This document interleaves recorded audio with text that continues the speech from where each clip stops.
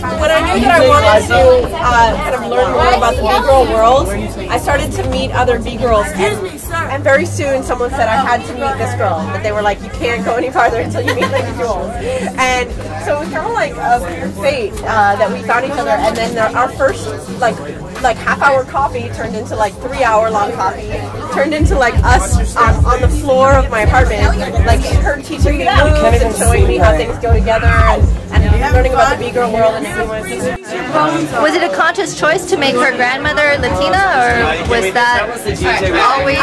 It was, because I wanted to show that, Jules' own story is, you come from Colorado, and so you don't come from a mixed world, but then you came into hip-hop, which is not traditionally, like, maybe the world that you came from, so that is kind of a mix. Right. And so I wanted to show that a lot of people come to hip-hop from the way that different places in their life mixing together to bring them to where they find it. And it's not just hip-hop, like a lot of the artists in the world find their art through different cultures mixing. And so that was really a choice to show that she found, as an artist, she found her art through Jamaican culture.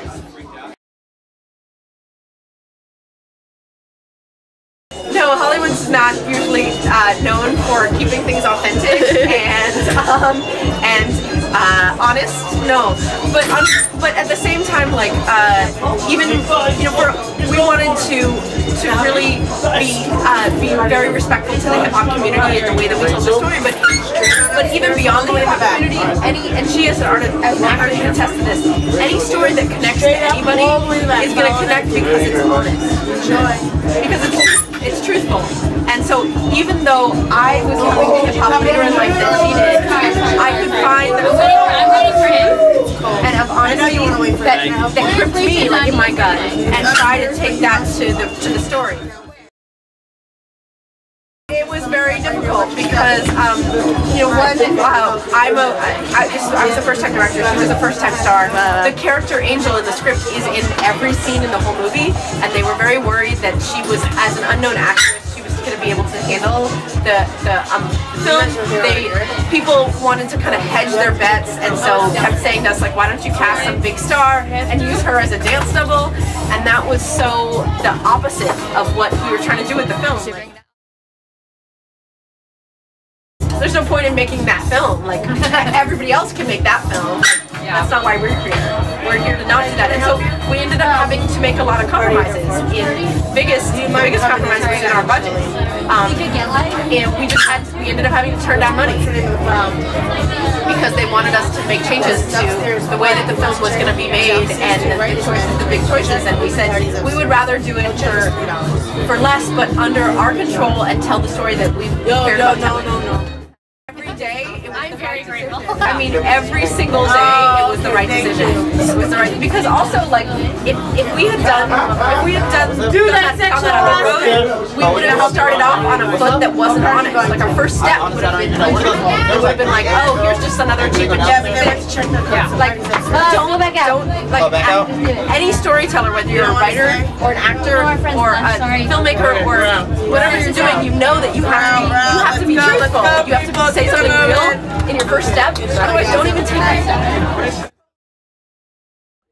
And frankly, like, the film industry as an industry is changing in the same way that the record industry and that every other world has changed with the internet, with this whole, with our old models kind of breaking down. And so I feel like as a filmmaker, you're kind of, you're being naive if you think that you don't need to know all the aspects of your film. And so I'm trying to embrace all sides of it. I would definitely love for B-Girl to be, to be something that younger girls can connect to, because I think that, I know that when I was a girl, starting from like 14 all the way up to 18, like, I wanted to see women out there who were competing on par with the guys and really pursuing the artistic dreams that they had, like, whatever the cost. And so I think that, especially with Jules and with the Beat Freaks, you guys have always talked about being showing other people that it was possible. We shoot little videos of ourselves of her like talking about the tour days we've done. We post that. It's again with the film, with the marketing of the film, we tried to marry the balance of this is a fun dance movie that anyone can enjoy with this level of authenticity, like these two things coming together in a perfect marriage, and so it's great having, we have people like on different camps that kind of like some of people are more towards the, you know, the kids at Walmart in Wisconsin, and some people are more towards the, like working towards the hip hop heads in Japan. Like we're here right now tonight, you know, with like Fable and Christy and them, and so it's about making sure that that at every point of this, the story's told right.